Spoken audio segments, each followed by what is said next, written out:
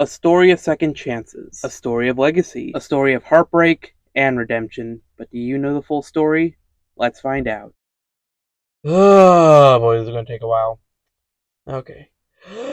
Our story doesn't take place in 2022 or 2019 or even 2007, but all the way back to the late 70s, with a man named Virgil Rhodes, aka the American Dream, Dusty Rhodes. A relatable working-class son of a plumber who at this point already had a legendary career. He's had multiple single title runs, he's had countless tag team title runs, he's even had legendary feuds with the likes of Ric Flair. However, there was always one accomplishment that always eluded Dusty up to this point, and that was, surprisingly, a world title run. Which is why in 1977, Dusty would finally get his world title shot against the then WWF champion, Superstar Billy Graham, and he shockingly won.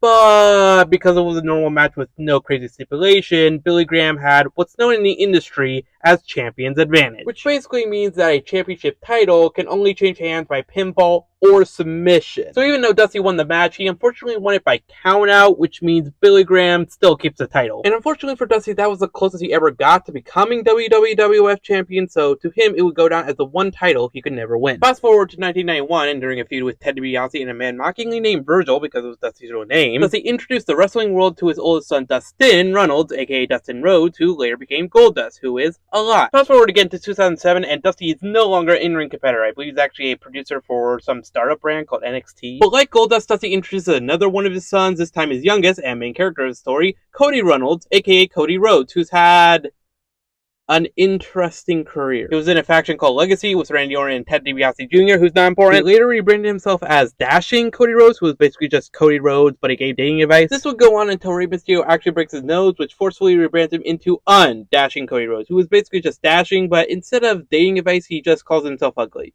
While wearing a plastic mask, I don't know. But like Dashing, this never really leads anywhere, so he once again rebrands himself, this time into Cody Rhodes, but with a mustache. But once again, this never really leads anywhere, so in a last-ditch effort to save his career, WWE decided to rebrand him as Stardust. Yeah, it was basically just a ripoff of his brother Goldust, and it unfortunately showed. I mean, the whole reason why Goldust worked in the first place was because the man behind the gimmick was, no pun intended, naturally funny, and he didn't mind being the butt of every joke. Having sex with a dead body? Who in the hell have sex with a dead body? Come on. What?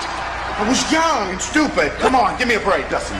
Plus, like Cody himself, no one really liked the gimmick. In 2016, in 2016, WWE releases Cody Rhodes, so in other companies like Impact and Ring of Honor, he decides to reinvent himself as the American Nightmare, a tribute to his father, the American Dream. He also got a tattoo of his new logo on his neck, which is a choice, joined the Bullet Club, and got a sick theme. In 2017, a random fan asked Dave Meltzer, a trusted inside source for all things wrestling, basically saying, "Hey, Dave, do you think Ring of Honor can ever sell out a massive stadium?" Dave responds by saying not anytime soon, which causes Cody Rhodes to get involved, take that bet, and create the now infamous All-In Pay-Per-View, an event that caught the attention of Tony Khan, a sports promoter whose father literally owns the Jacksonville Jaguars. Inspired by the All-In show, Khan decides to, in 2019, create All Elite Wrestling, a sports-based wrestling promotion that quickly became one of the best wrestling companies in the world, second only to WWE. And because Khan's basically loaded, he's able to afford big names like Darby Allin, who's basically a psychopath.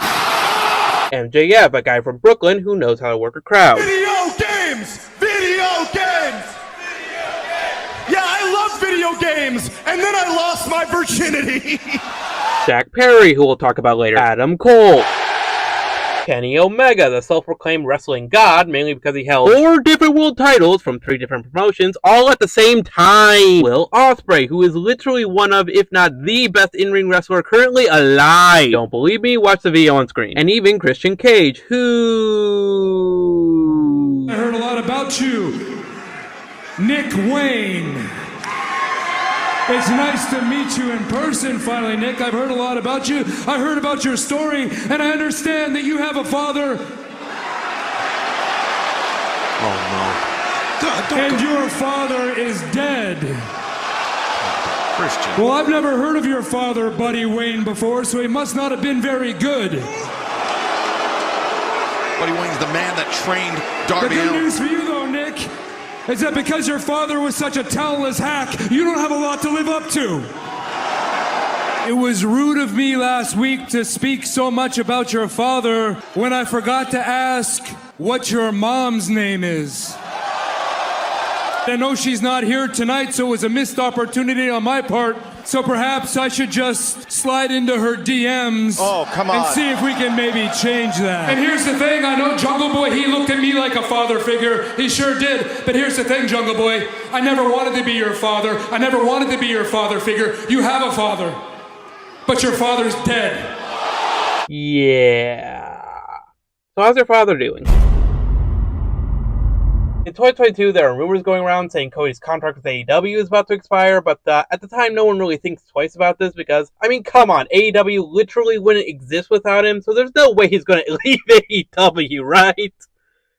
Right? Meanwhile, in WWE, it was the road to WrestleMania 38, which turned out to be actually pretty good. It had matches like Edge versus AJ Styles, it had Sami Zayn versus Johnny Knoxville, which was surprisingly one of the better matches of the two nights. It even had Stone Cold Steve Austin's first match in almost 19 years, and Roman Reigns, we'll also get into later, versus he who shall not be named due to current allegations, Brock Lesnar.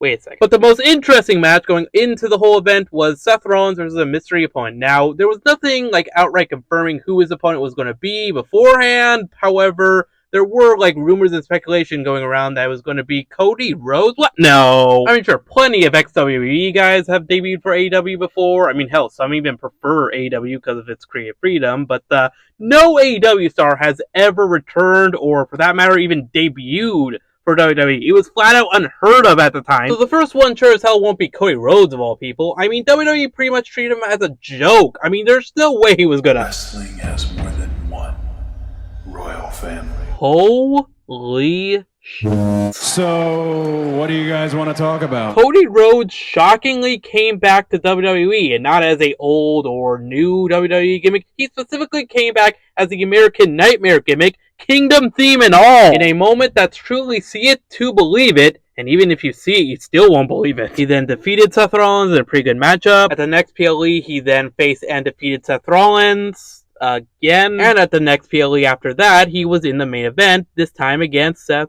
Rollins. Are you serious right now? Yeah, it was the same matchup we got 3 times in a row, but at least it was a guaranteed match that was going to be a certified banger.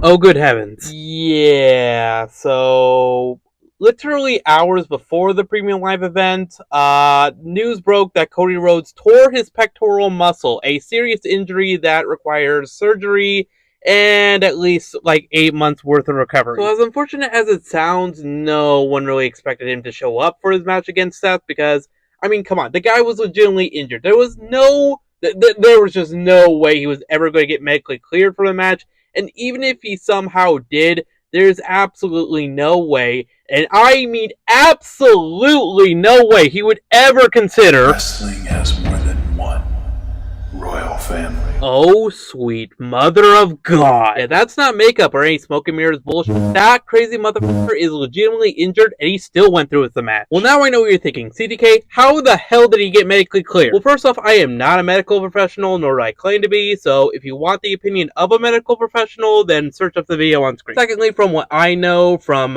rumors, speculation, trusted sources, all that, Cody didn't just tear his pec. He tore the muscle off the goddamn bone. If you're squeamish, I'm sorry, but essentially what that means, at least how I interpret it, was Cody Rhodes' injury was so bad that he literally couldn't have made it worse if he tried. So because he couldn't have made it worse, this put WWE officials in a very interesting position because, theoretically speaking, yeah, his arm would definitely be in constant pain and agony. However, as long as he got surgery sometime afterwards, he'd technically be medically cleared to compete. The choice was overall given to Cody himself, and well, by the screenshot, you can clearly tell he chose option A. He then went through with the whole thing, creating a fantastic but very hard to watch Hell in a Cell match where he ended up defeating Seth Rollins for the 3rd time in a row. Well, as I mentioned, he would need surgery, so this would unfortunately take him out of action until it's Royal Rumble time, a yearly tradition since 1988 that's always had the same reward since 1993. The winner of the Rumble faces a world champion of their choice at that year's WrestleMania. And in that year's Rumble, Cody made his very unpredictably shocking return where he ended up winning the whole darn thing. But unfortunately for Cody, there was only one world champion he could have chose. The WWE and WWE Universal Champion, the Tribal Chief, Roman Reigns, the leader of the Bloodline, a dominant faction that consists of the Wise Man, Paul Heyman, Roman's cousins, Jimmy and Jey Uso, Jimmy and Jay's younger brother, Solo Sikoa, Sami Zayn for a brief period of time, And later on, Roman's sort of cousin The Rock. The Anoa'i family is very confusing. But what makes the tribal chief truly special is the fact that he's been holding the Universal title, the one in blue, since August of 2020 till the day of this video's upload, becoming the first person in literal decades to ever break the top 4 and soon to be top 3 longest title reigns of WWE's history. But not the top 2. No. You see, no one can beat Bob Backlund, or Bruno Sammartino, for that matter. Now, at first, there were obviously doubts that the son of a plumber could ever defeat the most dominant WWE champion of recent memory. I mean, come on. But for some reason, that all suddenly changed as soon as Cody vowed to finish the story. You see, through company lineage and legal rebranding, the WWE Championship that Reigns currently holds shares the same history and is more or less the same title as the WWF title, the title that his late great father never won. And oh my god, he somehow became an even better babyface even after the whole torn freaking pec thing, because suddenly all that doubt quickly turned into the realization that Cody Rhodes was him. Cody wasn't just another name for Roman to defeat. No, he was the right person to dethrone him. The story was perfect. Cody hadn't had a loss since he returned. People were genuinely invested one way or another. And above all else, the location felt fitting for the absolute cinema we were about to witness. Hey, Future CDK here. So I originally had like a whole commentary where I explained what happened at WrestleMania 39 here, but well, that part of the video got copyrighted, so the best thing I can do is just recommend this video if you really want to know what happened, but yeah, copyright sucks. Now back to the rest of it. Calling this moment heartbreaking just doesn't do it justice. And the only thing worse than experiencing it in real time is finding out the celebratory reason why. Sure, the fans still loved him, but it just wasn't the same, man. Anyway, later on, he would have feuds with the likes of the Judgment Day, Shinsuke Nakamura, he who shall not be named, but outside of Randy Orton's return, nothing really noteworthy happens until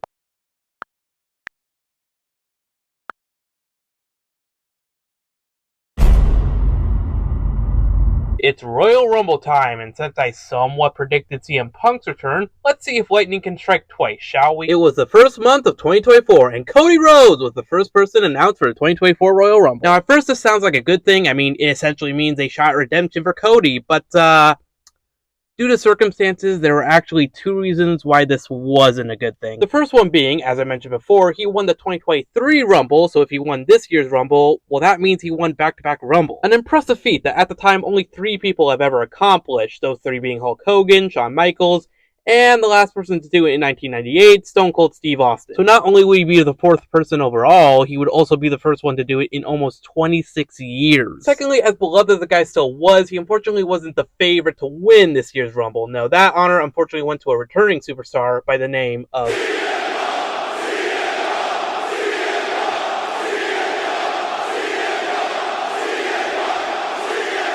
CM Punk, a former indie wrestler beloved for his excellent mic skills, his legendary theme, and his iconic finisher, the GTS, aka the who left WWE in 2014 due to a misdiagnosed staph infection that literally could have killed him, which caused him to sue WWE for medical malpractice. For the record, it was against people who are thankfully no longer in WWE. He then had a brief UFC career which went nowhere. He then made his long-awaited wrestling return in AEW, where fans legitimately cried because that's just how influential the guy was, and he ended up having a pretty good run.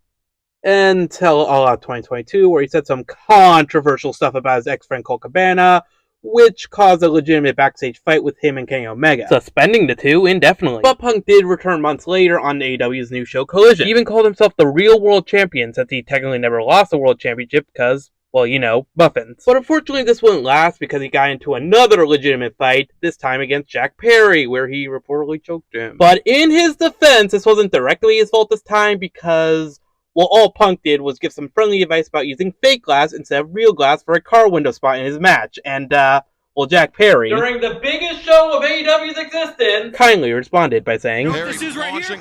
and then crushing Real glass. the Go abdomen. cry me a river. So, Punk gets suspended, later fired from AEW. And as far as I can tell, Jack Perry never got fired, but he did get something way worse. A bad gimmick. And then 2 months later, he made his WWE return. Getting back on track now, it's not that we, lost all hope in Cody Rhodes or anything. I mean, if you need evidence, the newest 2K game is based around him. During an untelevised match, he hugged a blind fan. He did a gender reveal for a random couple in the crowd. Hell, he even became the best man to a random guy in the crowd who he legitimately didn't even know. Seriously, Google it. It was just that Punk and Seth. Oh, right, Seth. In May 2023, WWE introduces the World Heavyweight Championship mainly because Roman defends his titles literally 3 times a year. And at the time, Seth Rollins was the right person to win the championship mainly because, despite their many encounters, Roman has actually never defeated Seth Rollins, even as a Tribal Chief gimmick. Roman disqualified himself. Anyway, despite the real-life beef, CM Punk versus Seth Rollins has been an absolute dream match that, funny enough, was actually going to happen this year.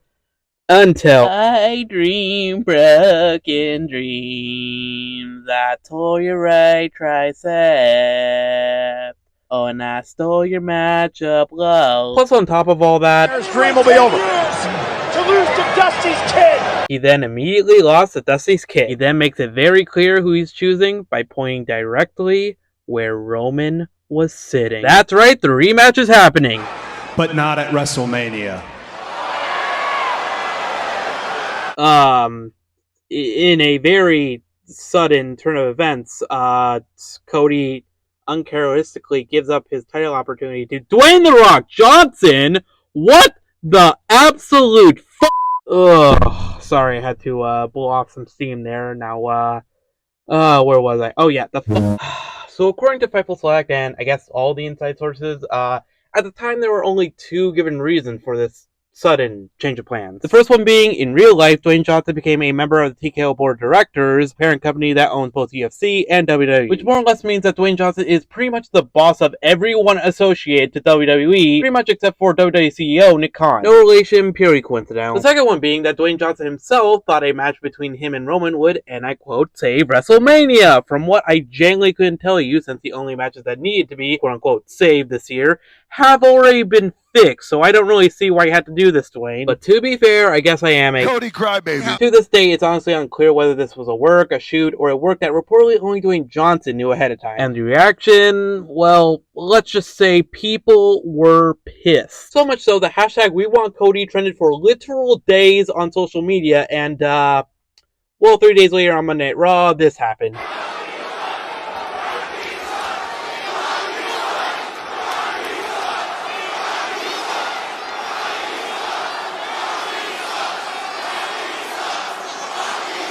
I gotta be honest with you, I didn't think I was gonna hear that one. Anyway, the following Thursday, WWE released a WrestleMania press conference to coincide with the Super Bowl, where The Rock invited the millions of The Rock's fans to his TED Talk. And he explains how The Rock versus Roman Reigns will be the biggest main event in the history of main event. Hold on.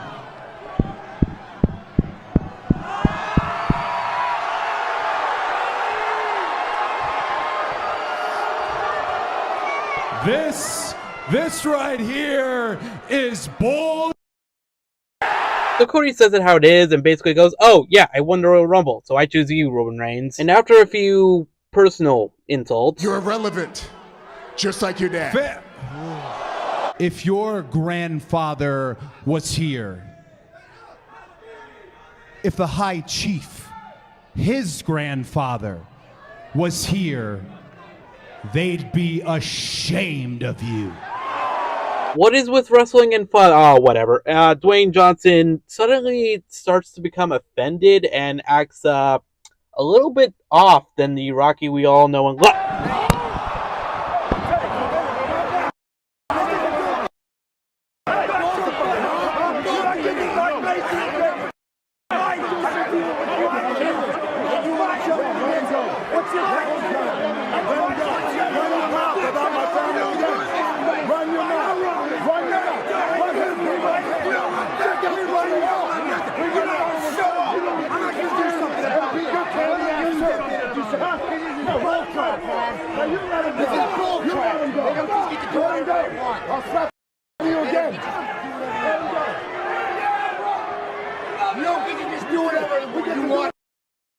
do. That's what we do. No, you don't. Yes, we do. Yes, we do. You don't get to do whatever you want. Whatever you want to do. Open your mouth about our family again. I mean, it didn't really explain. You gotta fix it. Fix it. Have them our family again, and that's what happens. It's out of line. You know it. It's not out of line. How much? Have them. If you don't fix it, we will. Have them family again.